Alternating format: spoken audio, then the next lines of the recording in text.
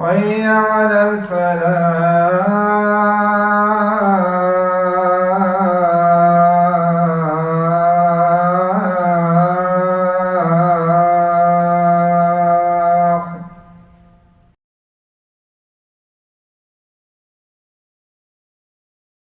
بسم اللہ الرحمن الرحیم. السلام علیکم. قرآن پاک کی سورۃ البقرہ نمبر 2 ہے اور اس کی آیت نمبر 26 اور 27. یہ 26 اور 27 ظاہر ہے اس کے 2 حصے ہیں. پہلا حصہ جو ہے اس میں یہ ہے کہ بے شک اللہ اس بات سے نہیں شرماتا کہ وہ کسی بھی بات کو واضح کرنے کے لیے کسی بھی قسم کی کوئی مثال دے، چاہے وہ کوئی مچھر جیسی معمولی چیز ہی کیوں نہ ہو. اور جو لوگ مومن ہیں وہ خوب سمجھتے ہیں کہ یہ مثال ایک حق بات ہے اور ان کے پروردگار کی طرف سے آئی ہے. یہ پہلا حصہ ہو گیا. دوسرا حصہ یہ ہے کہ البتہ جو کافر ہیں وہ یہی کہتے ہیں کہ بھلا اس حقیر مثال سے اللہ کا کیا مطلب ہے. اس طرح اللہ اس مثال سے بہت سے لوگوں کو گمراہی میں مبتلا کرتا ہے، بہت سوں کو ہدایت دیتا ہے، مگر وہ گمراہ انہی کو کرتا ہے جو نافرمان ہیں اور جو اللہ سے کیے ہوئے عہد کو پختہ کرنے کے بعد بھی توڑ دیتے ہیں، اور جن رشتوں کو اللہ نے جوڑنے کا حکم دیا انہیں کاٹ ڈالتے ہیں اور زمین میں فساد مچاتے ہیں. ایسے ہی لوگ بڑا نقصان اٹھانے والے. پہلے اسی کی تو وضاحت یہ ہے کہ جب قرآن پاک نازل ہوا تھا، حضور پاک صلی اللہ علیہ وسلم جب یہ آیتیں سنایا کرتے تھے تو جو کافر لوگ تھے، ظاہر ہے جن کا کام ہی مذاق اڑانا تھا یا جن کا کام ہی آپ کی نفی کرنا تھا، وہ اس بات پہ اعتراض کرتے تھے کہ تم کہتے ہو جی تمہارا رب سب سے بڑا ہے، وہ اتنی معمولی چیزوں کی، مچھر جیسی چیزوں کی مثال دیتا ہے.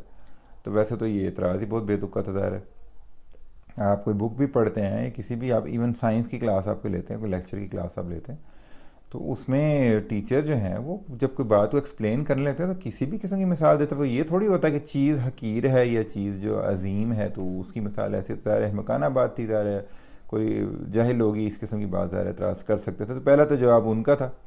اور دوسری بات وہ یہ ہے کہ اس سے اللہ میاں جو ہے وہ جو سمجھنے والے ہیں ان کو اس سے جو ہے وہ رہنمائی ملتی ہے، اور جو گمراہ ہیں ان کو ظاہر اس سے اللہ میاں مزید گمراہی میں ڈال دیتا ہے. یعنی جن کے دلوں پہ مہر لگی ہوئی ہے ظاہر ہے، ان کو اللہ میاں کہتا ہے ٹھیک ہے تم گمراہ ہو تو گمراہ ہی رہو، پھر ٹھیک ہے تم شیطان کے ساتھی بننا چاہتے تو اس کے ساتھ ہی جہنم میں جانا. ان کو مزید سمجھ نہیں آئے گی، بلکہ وہ الٹا اس کا مذاق اڑا کر سمجھیں گے کہ بڑا وہ اپنے طرف سے کوئی بڑا عظیم کام کر رہے ہیں. لیکن جو ایمان والے ہوں گے وہ ظاہر اس سے رہنمائی پالیں گے. دوسرا حصہ البتہ جو ہے وہ زیادہ میں اس کو ایمفسائز اس کے اوپر کروں گا. اور نافرمان کون ہے؟ یہاں پہ بیسیکلی اللہ میں نے بتایا کہ نافرمان کون ہے. تو اس کو دوبارہ سنیں. وہ نافرمان وہ ہیں جو اللہ سے کیے ہوئے عہد کو پختہ کرنے کے بعد بھی توڑ دیتے ہیں. تو اس سے کلیئرلی مراد مسلمان ہی ہیں. اللہ سے عہد تو وہی کریں گے جو مسلمان ہیں، اور پختہ کرنے کے بعد یعنی ایمان لانے کے بعد پھر بھی اس کو توڑ دیتے ہیں، یعنی ایمان کے راستے سے ہٹ جاتے ہیں. اور جن رشتوں کو اللہ نے جوڑنے کا حکم دیا انہیں کاٹ ڈالتے ہیں اور زمین میں فساد مچاتے ہیں. ایسے ہی لوگ بڑا نقصان اٹھانے والے ہیں. تو یہ نافرمان لوگ جو ہیں بیسیکلی منافقین ہیں. بیسیکلی یہ وہ لوگ ہیں جو کہتے ہیں کہ ہم ایمان لے آئے، اپنے آپ کو مسلمان ظاہر کرتے ہیں، لیکن اللہ تعالیٰ سے یہ وعدہ کر کے، حضور پاک صلی اللہ علیہ وسلم سے وعدہ کر کے ہاں ٹھیک ہے ہم اللہ ہی کو اپنا پروردگار مانیں گے اور ہم اللہ کے سوا کسی کی عبادت نہیں کریں گے.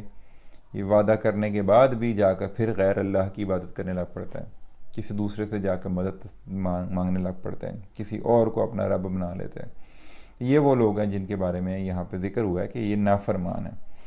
اور یہ جو نافرمان ہیں یہ ظاہر ہے یہ وہ لوگ ہیں جو زمین میں فساد ڈالتے ہیں. فساد ڈالنے کی ایک مثال یہاں پہ یہ دی کہ جن رشتوں کو اللہ نے جوڑنے کا حکم دیا ان کو کاٹ ڈالتے ہیں. میاں بیوی کے بیچ میں نفاق پیدا کرنے کی کوشش کرتے ہیں، بہن بھائیوں میں جدائی ڈالنے کی کوشش کرتے ہیں. یہ چیز آپ اکثر ویسے اپنے ٹی وی ڈراموں میں دیکھ رہے ہوتے ہیں. آج کل تو میں نے نوٹس کیا کہ آپ کے ٹی وی ڈراموں میں یہی چیزیں چل رہی ہوتی ہیں. کبھی کو ہنستا بھستا جو ہے وہ ڈرامہ جو ہے نظر نہیں آتا جس میں کوئی فیملی کو ایسی دکھائی ہو کہ جو اچھے سے رہ رہی ہو. ہمیشہ ہی کہیں نہ کہیں فساد ہی مچا ہوتا ہے. میاں بیوی میں لڑائی ہو رہی ہوتی ہے، ساس بہو میں لڑائی ہو رہی ہوتی ہے، بہن بھائیوں میں جدائیاں ہو رہی ہوتی ہیں. ابھی وہ آج کل کوئی ڈرامہ چلا تھا جس میں اولاد نافرمان ہے باپ کی، وہ جو ہے وہ گھر کے اوپر لڑائی ہو رہی ہے اور سم تھنگ لائک دیٹ. تو یہ جو لوگ ہیں جو یہ فساد پیدا کرتے ہیں، رشتوں میں توڑ ڈالتے ہیں، رشتوں کو جو ہے کاٹ ڈالتے ہیں، یہ وہ لوگ کون ہیں؟ یہ وہ ہیں جو دلوں میں جو ہے وہ دوریاں پیدا کرتے ہیں. ظاہر دلوں میں دوریاں پیدا کرنا کس کا کام ہے؟ ظاہر ہے شیطان کا کام ہے. تو جو بھی ایسا بندہ یا بندی جو آپ کے آپس کے تعلقات کے بیچ میں دراریں ڈالنے کی کوشش کرے، آپ کو بدگمان کرنے کی کوشش کرے، آپ کے اپنوں سے، ظاہر ہے وہ پھر شیطان کا ساتھی ہی ہے جو یہ چاہتا ہے کہ آپ کے دل میں اپنے جاننے والے کے، اپنے بیوی شوہر یا بہن بھائی ماں باپ یا عزیز رشتہ داروں کے بارے میں بدگمانی آ جائے، وہ ظاہر شیطان کے ساتھی ہی ہیں۔ تو یہی وہ لوگ ہیں جن کا یہاں پہ ذکر ہو رہا ہے، یہ ہیں وہ نافرمان، اور یہ زمین میں فساد مچا رہے ہیں۔ ظاہر ہے فساد مچانے کا یہی مطلب ہے کہ اللہ تعالیٰ کی بتائے ہوئے طریقوں کے خلاف آپ کو کر رہے ہیں تاکہ آپ آپس میں جب وہ اس قسم کی لڑائیوں کا شکار ہو جائیں۔ اور آخر میں بتا رہا ہے اللہ تعالیٰ کہ ایسے ہی لوگ ہیں جو بیسیکلی نقصان اٹھانے والے ہیں، اور نقصان اٹھانے کی یہ ایکسپلینیشن پھر میں نے میرا کل کی ویڈیو میں بھی کی تھی۔ اس کا مطلب یہ نہیں ہے کہ مال و دولت کم ہو جائے گا، اس کا مطلب یہ نہیں کہ رہنے کو گھر نہیں رہے گا، کھانے کو روٹی نہیں رہے گی، ایسا نہیں ہے۔ نقصان اٹھانے والے وہ ہیں جن کے لیے آخرت جو ہے وہ تکلیف دہ ہوگی اور ان کو عذاب ملے گا اللہ کی طرف سے۔ اس دنیا میں وہ فساد پیدا کر لیں گے، اس دنیا میں وہ اپنے آپ کو بظاہر کامیاب سمجھ لیں گے، لیکن ایکچولی وہ کامیاب نہیں ہیں۔ اور ہمارے لیے جو ہے اس میں ہدایت یہ ہے کہ اگر آپ کو ایسے لوگ ملیں جو آپ کے ظاہر دلوں میں جو نفرتیں ڈالنے کی کوشش کرتے ہیں، ایک تو آپ ان سے ہوشیار رہیں، ظاہر ہے ہر کہیں بات کے اوپر فوراً جو ہے وہ یقین مت کر لیں، کانوں کے اتنا کچا نہیں آپ کو ہونا چاہیے۔ اور دوسری بات ہے کہ اگر آپ کو ایسے لوگ کامیاب ہوتے نظر آئیں دنیا میں، جو ہے پیسہ بہت کما رہے ہیں یا کامیاب ہو رہے ہیں، اور تو اس سے آپ دل میں یہ مت لے کے آئیں کہ پھر یہی بہتر ہے، ہم بھی ایسے ہی کر لیں۔ کیونکہ یہ پچھلی بھی ویڈیو میں میں نے ایک آیت کے ترجمے میں بولا تھا کہ دنیا میں ہماری زندگی بہت تھوڑی ہے، 60 70 80 90 سال، کوئی اتنی زیادہ زندگی نہیں ہے، اصل زندگی اس کے بعد شروع ہونی ہے۔ اور مسلمان میں اور غیر مسلم میں سب سے بڑا فرق ہی جو ہے وہ آخرت کے اوپر یقین رکھنے کا۔ اگر آپ آخرت پہ یقین نہیں رکھتے ہیں تو پھر یہ دنیا ہی آپ کے لیے